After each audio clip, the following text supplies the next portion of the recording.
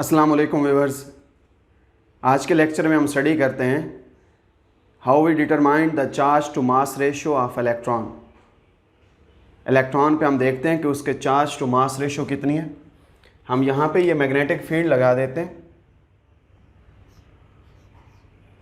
Magnetic field की direction क्या है हमारे पास, ये इनसाइड है, inside the plane of page है। ये हम मैग्नेटिक फील्ड लगा रहे हैं। यहाँ से हम इलेक्ट्रॉन इस रीजन में यहाँ पे कहीं इलेक्ट्रॉन्स रख देते हैं। ये कोई इलेक्ट्रॉन का सोर्स है हमारे पास जो इलेक्ट्रॉन हमें प्रोवाइड करेगा। उन इलेक्ट्रॉन्स को हम इतने पोटेंशियल से एक्सेलरेट करते हैं। यहाँ पे एक्सेलरेटिंग पोटेंशियल क्या लगा देते हैं, V। ये साइड पॉजिटिव हो गई, ये साइड नेगेटिव। इलेक्ट्रॉन इसकी वजह से यहाँ से यूँ एक्सेलरेट करेंगे। यूँ ही वो एक्सेलरेट करके ग्रेविटेशनल फील्ड में जाते हैं, उस पर ग्रेविटेशनल फोर्स लगती है। ग्रेविटेशनल फोर्स का कौन सा फार्मूला है हमारे पास, Q V cross B। Electron के लिए हम क्या लगा देते हैं, -E V क्रॉस B। अगर मैं मैग्नीट्यूड की फॉर्म में लिखूं, मैं लिख देता हूँ ये हमारे पास E VB sin 90 कि V हमारे पास वेलोसिटी की ये डायरेक्शन है, हम उसको इस वेलोसिटी पे थ्रो करते हैं। मैग्नेटिक फील्ड जो इनसाइड अंदर, मैग्नेटिक फील्ड इनवर्ड है, वेलोसिटी ये है, तो इसकी वजह से वेलोसिटी और मैग्नेटिक फील्ड का आपस में एंगल क्या बनेगा, 90 sin 91 आ जाएगा। तो जो मैग्नेटिक फोर्स चार्ज पे लगेगी वो हमारे पास EVB है। E is the charge on electron. अगर मैं राइट हैंड रूल से देखूं, अगर कोई चार्ज पार्टिकल वो इस डायरेक्शन पे मूव करता है, उसकी वेलोसिटी ये है, तो उस नेगेटिव चार्ज के ऊपर वो इस डायरेक्शन में जा रहा है। नेगेटिव चार्ज पे देखते हैं हमारे पास ये नेगेटिव चार्ज है कोई। इस नेगेटिव चार्ज पे फोर्स की डायरेक्शन क्या लगेगी, ये velocity. Rotate the first vector V towards the second vector B। हम V क्रॉस B करेंगे। पॉजिटिव के लिए फोर्स इस डायरेक्शन पे लगेगी, नेगेटिव चार्जेस पे फोर्स उस डायरेक्शन पे लगेगी। जो ही इस पे इस डायरेक्शन पे फोर्स लगती है, मैग्नेटिक फोर्स की ये डायरेक्शन है, वो चार्ज पार्टिकल यूँ डिफ्लेक्शन देता है। जब वो यहाँ पे आता है, फिर देखें वेलोसिटी हमेशा अलोंग द टेंजेंट है, मैग्नेटिक फील्ड इनवर्ड है। यूँ V क्रॉस B करेंगे, फोर्स की डायरेक्शन पॉजिटिव पे हमारे पास, बल्कि ये है वेलोसिटी, ये है V, magnetic field inward. V cross B करेंगे, पॉजिटिव चार्जेस पे फोर्स अपवर्ड, नेगेटिव चार्जेस पे फोर्स डाउनवर्ड। फिर इस पे मैग्नेटिक फोर्स डाउनवर्ड लगेगी, फिर वो यहाँ से डिफ्लेक्शन दे के वो यहाँ पे पहुँचेगा। यूँ वो इस सर्कुलर पाथ पे मूव करता है। वो जब भी चार्जेस को मैग्नेटिक फील्ड में हम परपेंडिकुलर थ्रो करते हैं, वो यहाँ से डिफ्लेक्शन करके वो यहाँ पे पहुँचा, फिर ये नेगेटिव चार्ज है, फिर हमारे पास उसकी टेंजेंशियल वेलोसिटी इधर। हम V क्रॉस B करेंगे, velocity downward, magnetic field inward. तो V क्रॉस B करेंगे, पॉजिटिव के लिए फोर्स इधर, नेगेटिव के लिए फोर्स अंदर, तो फिर यहाँ पे फोर्स इनवर्ड इधर लगेगी। वो चार्ज यहाँ से इसकी वजह से वो सीधा नहीं जाएगा, वो डिफ्लेक्शन करके इधर आ जाएगा।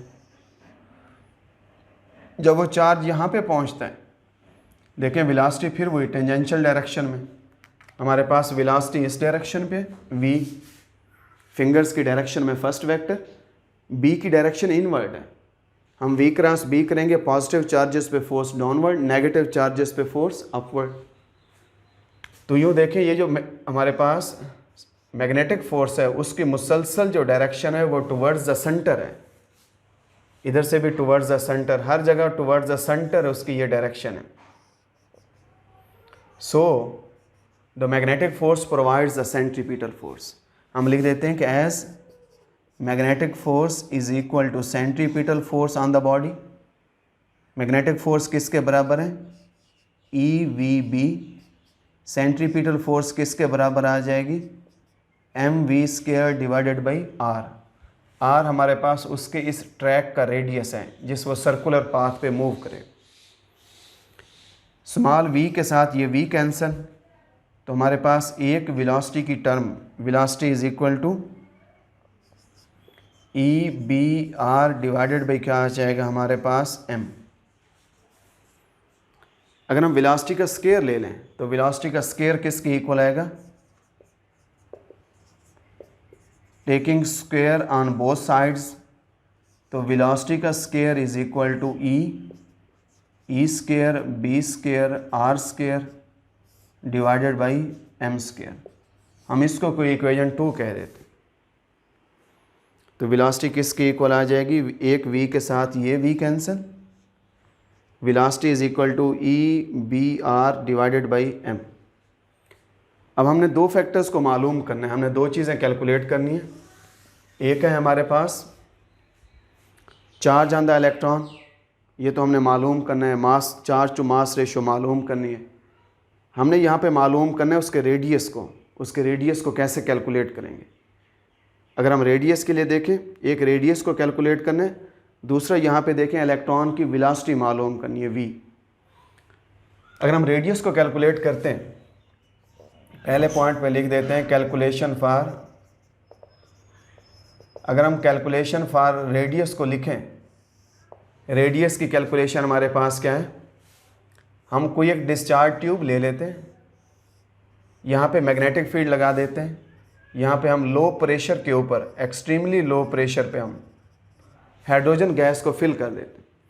जब हाइड्रोजन को लो प्रेशर पे फिल करते हैं, मैग्नेटिक फील्ड भी लगा दिया, उसके अंदर इलेक्ट्रॉन को थ्रो करते हैं। जब इलेक्ट्रॉन मूव करेगा वो हाइड्रोजन को डिस्चार्ज करेगा, हाइड्रोजन को आयोनाइज करेगा, हाइड्रोजन के एटम्स को एक्साइटेड स्टेट में ले जाएगा। जब वो एटम वो डी एक्साइट होते हैं, अपनी नॉर्मल लेवल पे वापस आते हैं, उससे वो फोटॉन खारिज करते हैं। तो जहाँ जहाँ से इलेक्ट्रॉन गुजरेगा, मैं कहता हूँ इलेक्ट्रॉन यहाँ से गुजरेगा, इस पूरे रीजन में यूँ करके मैग्नेटिक फील्ड लगा दिया हमने, हाइड्रोजन को हमने लो प्रेशर पे फिल कर दिया। लो प्रेशर पे इसलिए फिल करते हैं कि वो जल्दी एक्साइटेड स्टेट में चले जाएं, लो वोल्टेज पे हम उसको एक्साइटेड स्टेट में ले जाते हैं। तो इलेक्ट्रॉन जहाँ जहाँ से गुजरेगा उस पूरे ट्रैक पे हाइड्रोजन के एटम्स को एक्साइट करेगा, हाइड्रोजन के एटम्स वो डी एक्साइट होंगे, जब वो डी एक्साइट होंगे वो फोटॉन को खारिज करेंगे, जब वो फोटॉन को खारिज करेंगे वो पूरा ट्रैक, वो पूरा इलेक्ट्रॉन का रास्ता वो रोशन हो जाएगा। जब इलेक्ट्रॉन का रास्ता रोशन हो जाएगा, हमें पता चल जाएगा कि इलेक्ट्रॉन इतने रेडियस में मूव कर रहा है। हम उसके पिक्चर्स लेके, हम उसकी पिक्चर्स लेके बता सकते हैं, वहाँ से मेजर कर लेते हैं कि इलेक्ट्रॉन का रेडियस हमारे पास वो इतना है। रेडियस को इस तरीके से कैलकुलेट करते हैं। अगर मैं वेलोसिटी को देखूं, measurement for the calculation of velocity हम देखें,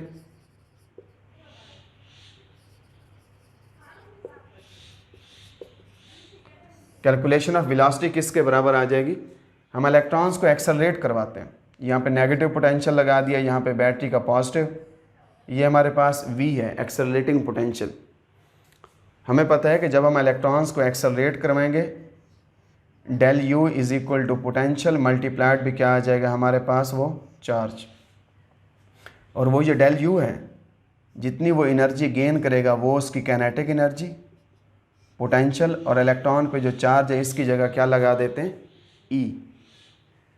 तो यहाँ से v का स्केयर क्या आ जाएगा, v का square is equal to 2ve divided भी क्या आएगा, m।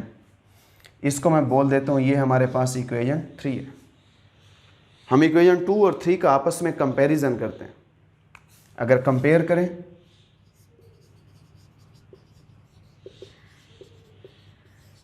From equation 2 and 3, 2 and 3 से हमारे पास क्या आ जाएगा, तो v स्केयर जो है वो है हमारे पास e square b square r square divided by m square. यहाँ पे v स्केयर है हमारे पास 2ve डिवाइडेड बाई m।